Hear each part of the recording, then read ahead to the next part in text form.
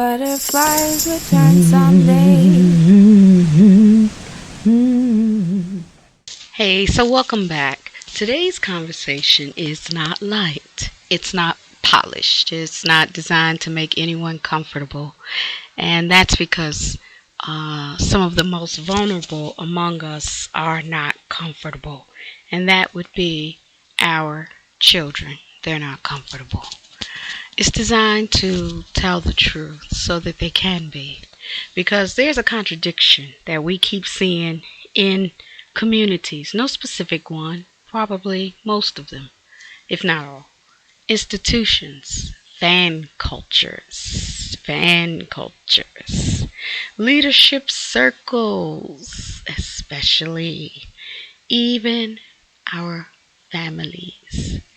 People roll out celebration, loyalty, defense, and admiration, but that's for individuals who have harmed children.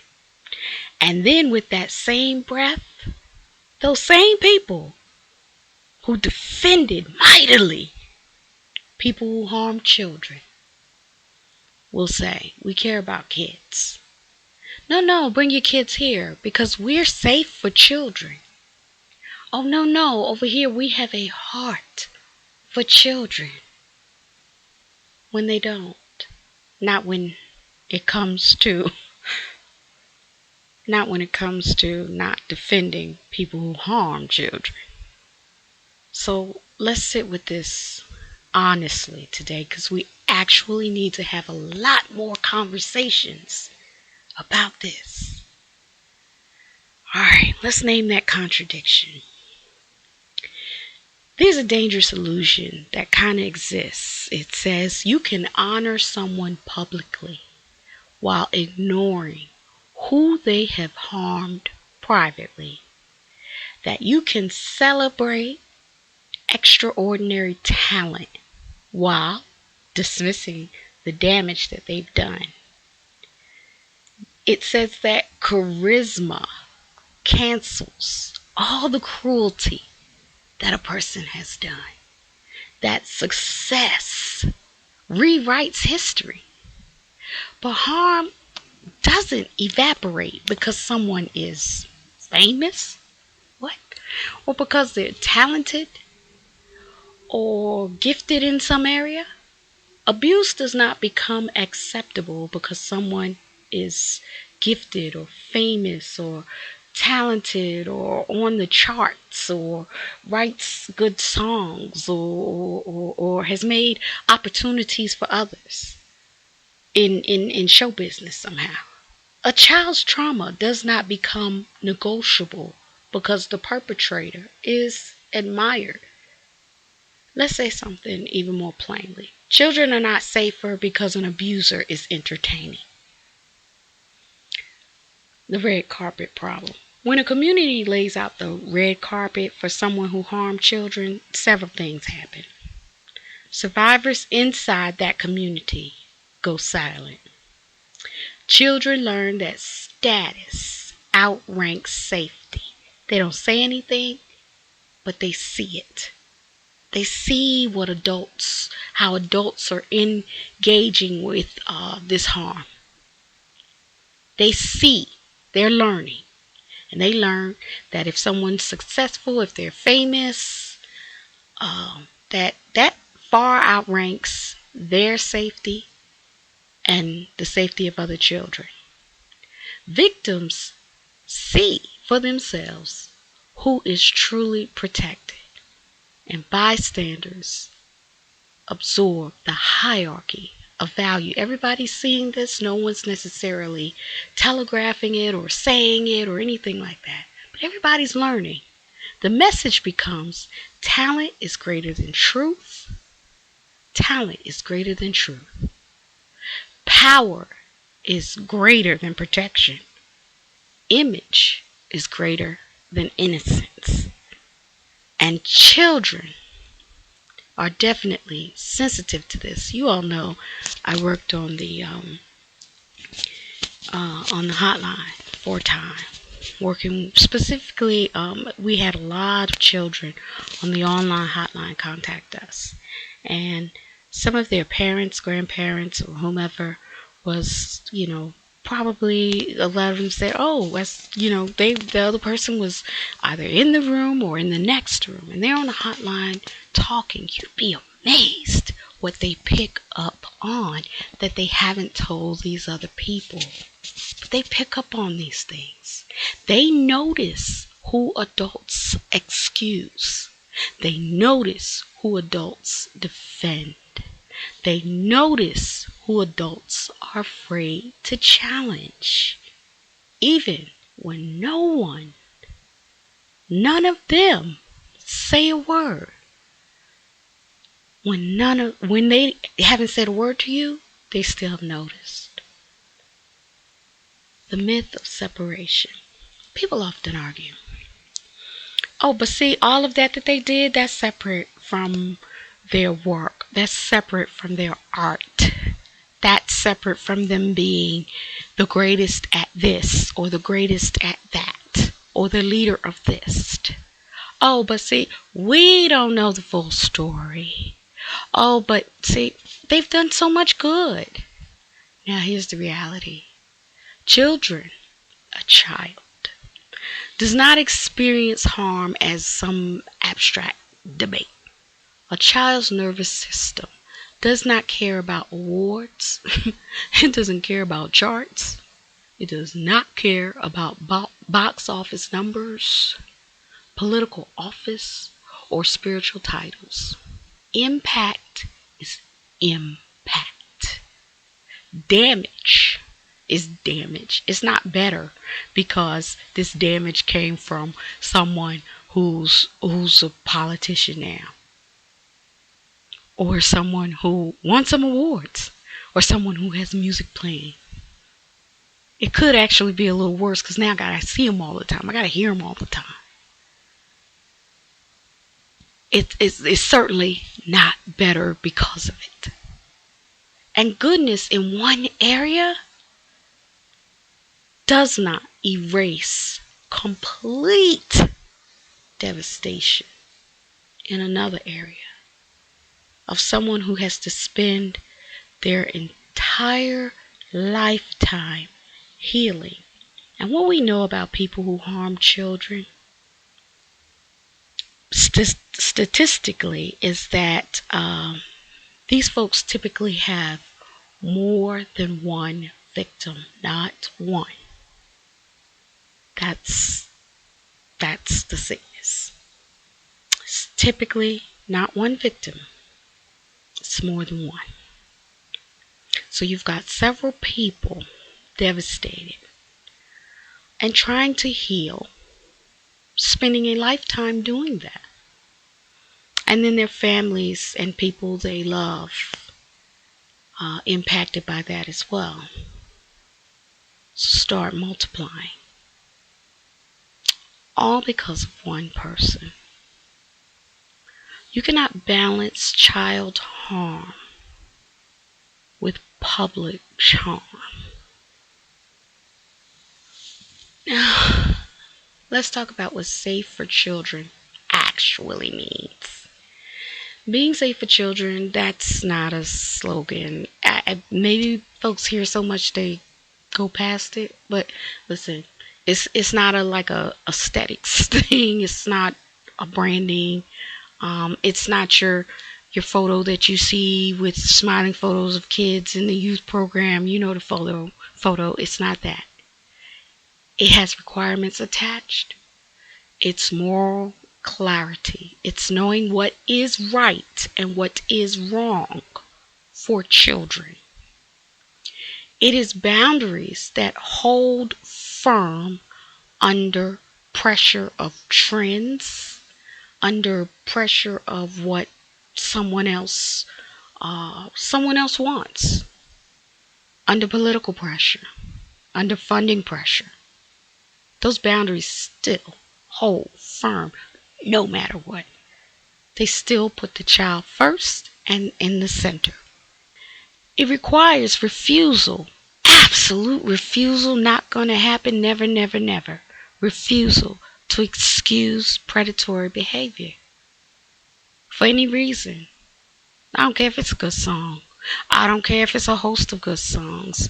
I don't care if they, what did you say? Do good political work, you said? I don't care if they've opened the door for other people. I don't care if they're a legend, so you say. I don't care if they're the leader. I don't care if they have done this. I don't care if they've written these books. I don't care. I don't care. I don't care. And I will not excuse you making space, apologies, and room for people who harm children. Because children and people can't protect themselves. Safety for children requires protection that outranks popularity. If you're going to listen, come on. We need people that can be trusted. If you're going to, every time a celebrity walks in, or a fine man, or a fine woman, or someone walks in and, they get you because you feel that they're spiritually blessed, or politically this, or whatever, or they have a lot of money. If those things stop you from protecting children or keeping children safe, are you safe to be around children? Because it sounds real conditional now. And those are not people who are safe around children, because your safety is conditional. And it's okay for you to say, and for you to know, and everyone else to know, I'm safe under some conditions. And that's something we all need to know. Because predators thrive where adults hesitate.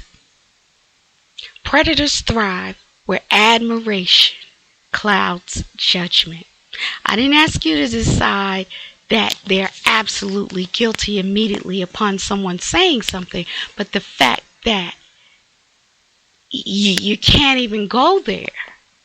You can't even be objective is a problem. When you have accountants around, people who deal with money, we have the people who can objectively handle that responsibility. So the same with children. We need people who can objectively handle that responsibility. And if you're not one of those people, it's okay to be honest with yourself. Predators thrive where people say, I don't want to get involved. The cost of loyalty to the wrong people. When loyalty is given to someone who harms children, the cost is paid in this way. It's paid by victims. And as I said, statistically, people who violate children tend to have too many victims. One is too many, correct. But they tend to have numerous victims. It's paid by future victims. It's paid by whistleblowers. And it's paid by the children who are around that person, or around the other child. Because loyalty is never neutral. It always shields someone. The question is, who does your loyalty protect? The truth without cushioning. If you defend those who harm children, if you minimize in any way what they did, if you attack those who speak about it, if you celebrate them while victims live with lifelong consequences, and I'm talking disabilities, conditions, chronic migraines, chronic pain, depression, substance usage, addictions, then we can't consider you good for children. You're not safe for children. You're participating in a culture that keeps children unsafe. And this is not cruelty. This is accountability. Because a community cannot claim to love children while emotionally, socially, or financially protecting those who damage them. That's not compassion. That's betrayal wrapped in whatever you put it in. Politeness, spirituality, religion, education. I don't know what you put it in, but whatever we like art. Whatever you put it in. We like this person politically. The deeper truth is many people are not malicious. They're uncomfortable. They're conflicted. They're attached to memories, identities, nostalgia, and some admiration. But discomfort, all of that can't outrank child safety. These are times when you have to, these are times when you have to have the, hey, the man in the mirror moment. Attachment cannot outrank truth. And admiration, it can't outrank harm. We got to look at ourselves in the mirror, eye to eye. A child's well-being. A child's well-being is not, it's just not acceptable currency. And here's the truth. Children are safest in environments where adults are willing to disappoint powerful people. You gotta be willing to stand up to some powerful people, some people you admire, some people you like, maybe some people you love, maybe some people you respected. That's where kids are safest.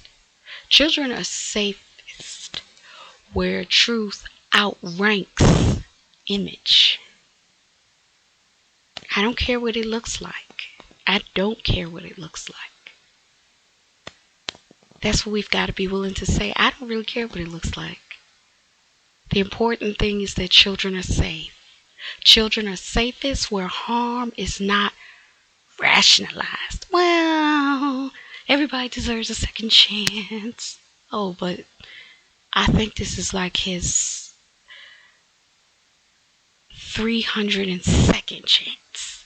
Well, children are safest where protection is not selective. Where if you're this kind of person, you're held accountable. But if you look like that, or you have not, you don't have as many resources, or you do have more resources, selective. Depends on what you have, depends on what you look like, where you live, where you work, kind of job you have, your educational background. It's not selective. Children do not need communities that are impressed by any of these things. They need communities that that are courageous. That say, I'm not really even impressed by this stuff. None of this stuff that other people see as quote unquote successful. I don't even care about any of that. Put it all on the line. Keeps kids safe. That's what kids need. You cannot build a sanctuary for children on a foundation of a bunch of excuses. You can't create safety while you protect those who destroy it. We want safety, but we're rooting for people who go around destroying it. And no amount of talent, influence, power, or admiration is going to change that truth. So I hope I gave you some things to think about in your spaces. But until next time, I hope you stay discerning and stay on the side of children courageously. Protect their greatness. All right, thanks. Thanks for listening. This is Tanya G.J. Prince. Thanks for listening. Y'all be great.